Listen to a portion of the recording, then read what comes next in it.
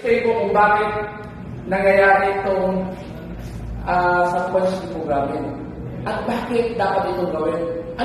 Papakita ko sa inyo ang nature ng mind natin. Ito ang mind natin. Kung ito yung mind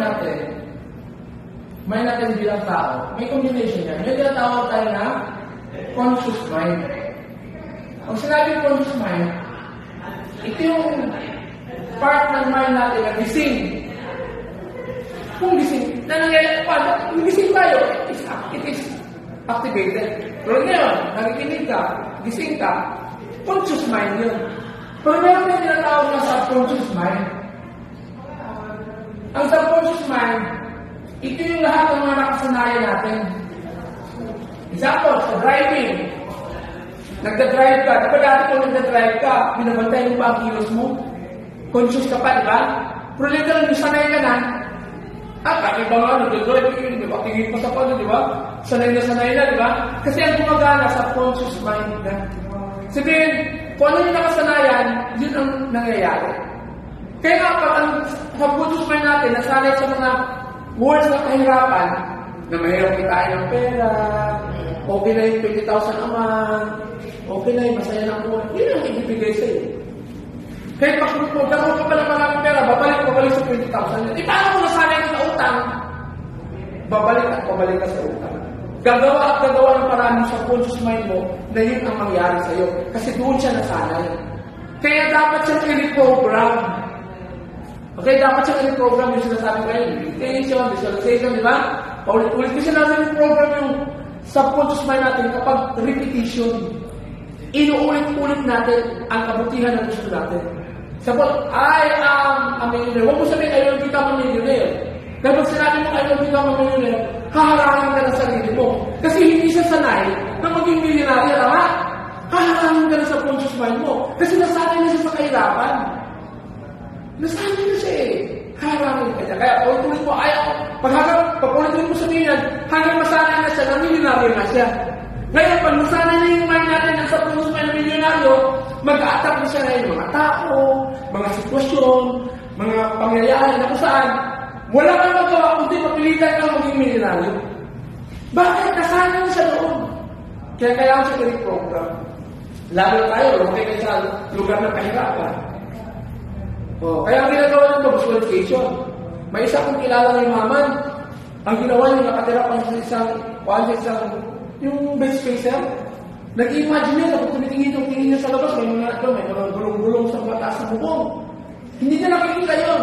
Ang nakikita niya, napakagandang resort sa imagination niya. Nagkatotoo. Kasi paano wala na sa isip natin, kahit imagination niya, pwede mangyari. Bakit? Alam niyo bakit? May isang experiment na ginawa. Ginawa ng mga scientists. Piano. Pinatugtog siya ng piano. Ganda kasi magaling sa tumutog eh. So nilagyan siya ng mga gadget. Tinignan nila kung anong span ng brain. Okay? Kung anong brain ba, yung reaction ng brain ba kung nagpiano siya. Tugtog siya. Yung chord na nila, tingnan nila kanyang one. Nagpanalig talaga tugtog kasi may piano. Ngayon ito, tinanggal yung piano. Nandun pa rin nakakunin pa rin yung mga wires para malaman ang reaction ng brain. Alam mo ba ang result sa experiment? Wala ng piano ha? Pero pinapaganoon siya. Pina-imagine mo sa kanya ang tunog. Pinagawa yung chord. Kung nag-imagine siya na tunog. Alam mo ba ang reaction ng brain? Parehas. No may piano siya. Isipin, kahit visualization lang yan, kahit imagination lang yan, kapag nararamdaman mo yun ang makikita ng subconscious mind. Kaya ang paraan para maging magaling ka sa pagdala ng future sa present, i-reprogram ang mind, yung subconscious mind. Para ako na sa automatic yan, matutulungan niya yung conscious mind. Kasi ang subconscious mind, hindi natutulog. Ang natutulog yung conscious mind lang. Pero sino ngayon ang master? Alam mo ba na ang master? Conscious mind. Ang subconscious mind, ito yung slave. Kaya ito yung slave, ang subconscious mind, ito yung slave. Na kung ano nakasanayan niya, yun ang ipopromote niya. Kasi yun ang palagi mo sinasabi. Kaya kung mahilig ka magsabi ng bad words, at palagi mo inuulit yun, mangyayari sa buhay mo. Kasi may stored yan doon sa conscious mind. Okay? Meron naman tayo na tao ng unconscious mind. Ano yung unconscious? Galing ito kasi yung Freud. Unconscious mind. Ito naman yung storage ng mga bad memories. Siguro may bad memory ka, may nangyari sa'yo. Pag naalala ka, nasasaktan ka. Pag lumaan ka sa programming at saka sa mga therapies, dapat kalimutan mo na yun. Laro? Kaya ang ginagawa sa conscious mind para makalimutan, nilalagay na dito sa unconscious mind para makalimutan mo. Pero pwede pa rin bumalik yun kapag may nagsabi ng isang word na na-trigger yung past mo. Tama? Kaya makontrol mo sa sarili mo na nakaraan na yun. Ang mas mahalaga yung present time. Klaro? Ang mahalaga yung present. Kung ano magawin ko sa present, yun ang magbibigay sa akin ng future. Klaro ba? Yun ang magbibigay sa akin ng future. Ano mo yun ang past? Maganda namang makuha mo, ma-remember mo ang past. For learning purposes. Past is for learning. Okay, yun lang. Walang iba. Do not live in the past.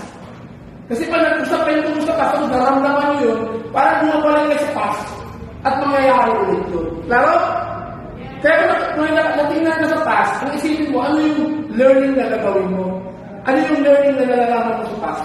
Huwag kang mag-dwell sa past. Nararamdaman mo, nagkalit ka ulit. Naramdaman mo ulit yung pain, okay? Hindi maganda yun. Gamitin mo lang ang past for learning. Klaro? Not for doing it, but do ka mag-live. Okay, maganda tumingin sa future. Alaki. So yun ang kaibahan. Ngayon, meron din tayong nagtawag na super-conscious. Super-conscious mind.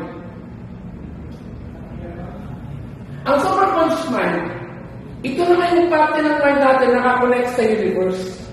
Nakakonect sa Creator. Sa tinatawag na universal mind. Yung mind of God. Na ang bawat tao may iba't ibang pangalan, depende sa reliyon, di ba? May iba't ibang pangalan. So, ganun yun. Pero, so, yun ang nature ng mind. Kaya ang dapat, kung ano ang sanayan natin, baguhin natin. Kaya mag-learn tayo ng bago, then yung bago ay tulitin natin sa ating mind para ma-reprogram ang ating subconscious mind, para ang subconscious mind natin, tutulungan tayong ma-achieve ang success na gusto natin. Okay? Okay ba? Okay.